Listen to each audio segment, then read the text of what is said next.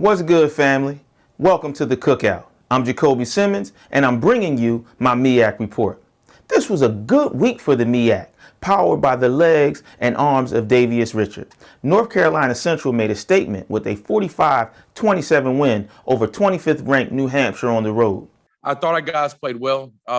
We showed a lot of poise and resilience playing on the road and in a hostile environment. And defensively, I thought that we took away what they wanted to do. We stopped the run and took away their best player. And then offensively, we controlled the clock. And we were able to put a lot of points on the board early and often. So I was pleased with the win. Morgan State's defense locked down two-time Northeast Conference champ and FCS playoff team Sacred Heart 24-9. We had Deuce Taylor come in and Carson Baker took a little hit early in the game, and Deuce came in. And I said from day one, I think we have two quarterbacks that we can win with. And Deuce had an opportunity Saturday to show that he has the ability to lead the ball club. Our receivers made some plays. Andre Crawley made a big-time one-hand catch across the middle of the field that got the momentum going in our favor. And Graham and Johnson, I think those two are the better backs in FCS football. Either one of those guys could be starters or be a starter, and they really complement each other well. And it's good to see those guys have some success. Howard University defense steps up and their offense shows out with a win in the inaugural HBCU NYC Classic 31-0 over Morehouse. Really pleased with the way those guys stepped up. We had 4 starters out in our secondary. Had a bunch of young guys that hadn't played a lot of football, back there on the back end and did a really good job, and had, a lot of guys around them stepped up. Elevated, kind of raised their level of play, and to go out there with, missing 4 starters and pitch a shutout was a pretty good showing for our defense. So I was extremely happy with them.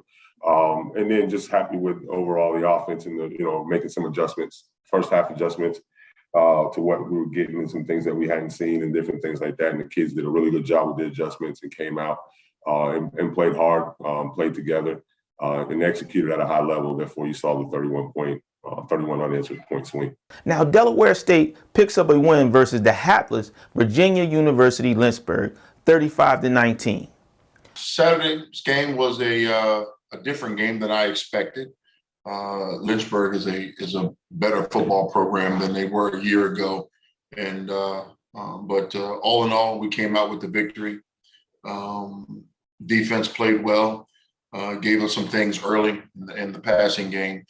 They did defensively, but to hold a team, regardless of who you're playing, for a negative 21 yards rushing, your D-line's playing pretty well. So was pleased with that, pleased with the outcomes. Always a good thing when you get a win, but we have a lot of work to do. Norfolk State can't get the ball rolling, dropping to 0-3 with a tough loss to Hampton, 17-7. We had a chance. We had some opportunities to win a football game, and we didn't get it done. We was 14-7 going into the fourth quarter. Still had a chance to win the football game. Had possessions inside the territory and couldn't get touchdowns. And that's been the tough part of our season so far, is just getting these young guys to play and play well at critical point in times in the football game. And South Carolina State rested up with a bye week. Hey, I will not get into the standings right now, but I will give you my power rankings going into week 3. Number 1, North Carolina Central University, because of their early success over North Carolina A&T and New Hampshire. Number 2, South Carolina State University. They are still one of the top teams in the conference until they show me they are not. They are still the reigning champs. Number 3, Delaware State. Their defense is still showing up and beating who they're supposed to beat. Number 4, Morgan State. With a tough loss in a game they could have won versus Towson, then they took out defending NEC champ in commanding fashion. Number 5, Howard. I believe in Howard, but I have to see them play 4 quarters as a team. Number 6, Norfolk State. I know they are a good team, and J.J. Davis is an emerging star, but they can't seem to get the ball rolling this year. That being said, the MEAC is full of parity. The teams from 3 to 6 can quickly and easily change positions. North Carolina Central and South Carolina State seem to be the class of the conference right now, but some teams are trending up. Coming up this week, Norfolk attempts to get on the right track with the team they beat last year. I will be looking to see if J.J. Davis can get going and if the defense can lock down St. Francis. Delaware State is looking for revenge against MEAC after losing 47-10 last year. Can C.J. Henry and J.J. Halsey connect enough to get the Hornets over the hump? Can the MEAC's second-ranked defense slow down MEAC? Can South Carolina State finally get a win over North Carolina A&T? These players have not beaten A&T in their college careers. Will this year be different? Will Jablonski Green and the Bulldogs defense have enough? Is Corey Fields ready to make a statement?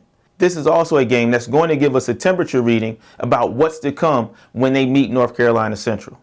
Speaking of North Carolina Central, Davius Richards and the Eagles welcome Virginia University Lynchburg into the nest. Can they stay focused? Is this a trap game?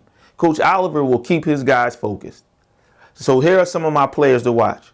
Delaware State C.J. Henry, he threw for 114 yards and 3 touchdowns. Can he consistently put up solid games and match Delaware State's defense? Norfolk State's J.J. Davis, the MEAC preseason Offensive Player of the Year, had 23 yards rushing in 19 attempts last week. We know he's a quality back, but can he get back rolling? I will be watching the whole North Carolina Central team. How many points can they put up against Virginia University of Lynchburg? Or will this be a trap game? I will check out Jameer Benjamin and Kendall Moultrie to see if they can hold down those corners. They are replacing both starting corners from last year for South Carolina State. I want to make sure there wasn't too much drop off. See you next week. I'm Jacobi, BigCobi Simmons for HBCU Game Day. Y'all, it's game day. When the band is what you hearing, everybody here is cheering. All your worries disappearing, y'all, it's game day. Whether televised or streaming live in person while you're screaming, no more waiting, no more dreaming, y'all, it's game day.